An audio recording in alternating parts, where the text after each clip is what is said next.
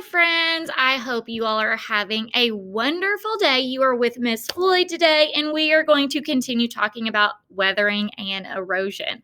I know that you all have had the super agents in your videos lately, and you watched Bill Nye yesterday, and today we are going to be reading a passage, and then you all are going to take a scavenger hunt around your neighborhood or your house. So if you want to follow along as Miss Floyd reads, you are more than welcome to do so. If you want to read this passage on your own, that's okay too. You will find this passage on your Google Classroom. So today it's all about weathering and erosion. How many people have been to the Rocky Mountains or the Grand Canyon? When people go to visit these natural wonders, they may not realize that it took millions of years for each of them to form. Today, the earth continues to go through changes that affect the land around us. Many of these changes, such as the formation of a canyon or mountain range, can take millions of years. We call these changes slow changes or weathering and erosion. Paragraph 2. Many of the changes to the Earth's surface come about through the process of weathering and erosion and deposition. The surface of the Earth is constantly exposed to water, wind, and ice and growing plants. Each of these can break down rocks into smaller and smaller pieces. This breaking down of the rocks is called weathering. Water can cause some rocks and minerals to dissolve. When this happens underground, huge caverns can be formed. Can you think about an example of that in Kentucky? If you're thinking of Mammoth Cave, you are correct. That was caused by weathering and erosion.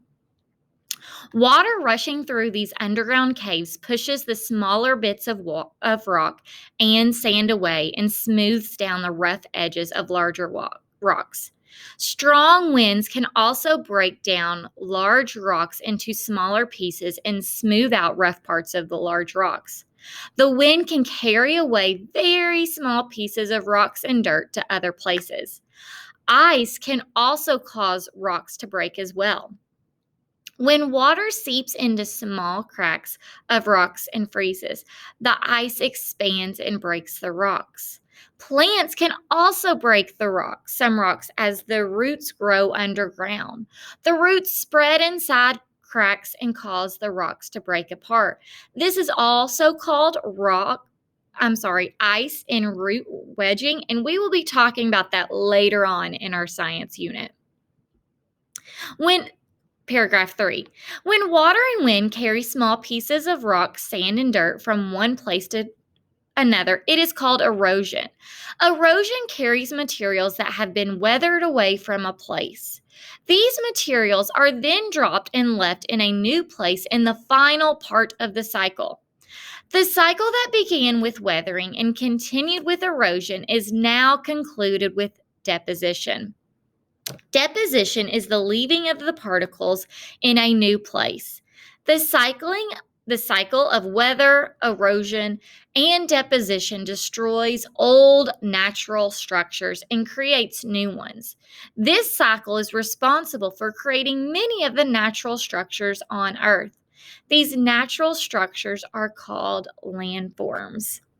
Can you think of a major national landform that was caused by weathering and erosion?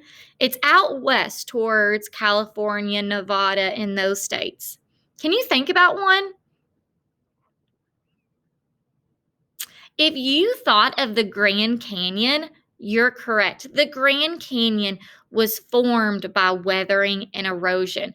But did it take a couple of weeks? Or a couple of days or a couple of years? No, it took millions and millions of years to form the Grand Canyon by weathering and erosion. All right, second page, first paragraph. Some of the most common landforms created by moving water are canyons. As rivers flow, they weather and erode the surface of the earth around them. Rivers literally carve deeper and deeper into the Earth's surface. After many years, the rivers have cut deeply into the surface of the Earth. The high walls on either side of the river, along with the river itself, are known as a canyon. The Grand Canyon in Arizona was formed by the weathering and erosion caused by the Colorado River. Moving water and wind are major forces behind weathering and erosion and deposition, but ice can also generate the cycle. In many cold parts of the world, there are very large ice sheets on the Earth's surface. These huge chunks of ice are called glaciers. Glaciers move very slowly across the Earth's surface. As glaciers move, the ice scrapes away pebbles, rocks, and even large boulders. As the glacier drags the pieces of rock along, holes are formed in the land. If a glacier melts, some of the rock and dirt is left behind, completing the cycle of weathering, erosion, and deposition. Some of the glaciers leave behind open holes in the Earth's surface that are large enough that they are considered valleys. As glaciers melt, these valleys can fill with water to form lakes. The area where land meets the ocean is called the coastline. Because the coastline is a place where water is constantly crashing against the land, the place is always changing. The land area next to the ocean may be filled with rocky cliffs or sandy beaches. Winds that push waves toward the shore weather away rocks on the shore. These same waves can erode away the sand or the beach on the beach or deposit sand onto the beach. So friends, from this passage, weathering and erosion happens everywhere. It happens everywhere. But today, you are going to go around your house. You are going to go around your neighborhood, maybe go on a walk with your family, and try to find places where you can observe weathering and erosion taking place. If you live close to Stonewall, a great place that you could go visit might be the Stonewall Creek. I'm going to give you a couple examples of weathering and erosion. So the first example of weathering and erosion is, if you go through on the sidewalk, you see cracks in the sidewalk all the time. That is caused by weathering and erosion. But more importantly, it could be caused by ice wedging or root wedging. So here's an example. If you look right here, it's a cracked sidewalk. You could probably see this in your neighborhood. When it's cold, rain freezes, and we know when water freezes, it expands. So it has nowhere for the water to go. So therefore, the rock breaks apart. That is an example of weathering and erosion. Another example of weathering and erosion is another cracked rock, okay? So you may see this rock in your backyard. For this rock, do you see the plants all around the rock? That's from root wedging.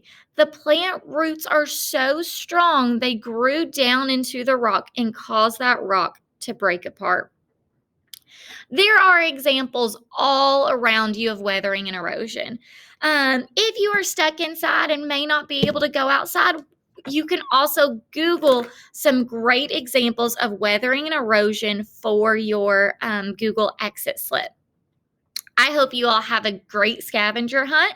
If you need anything, just ask your teacher. Bye, friends.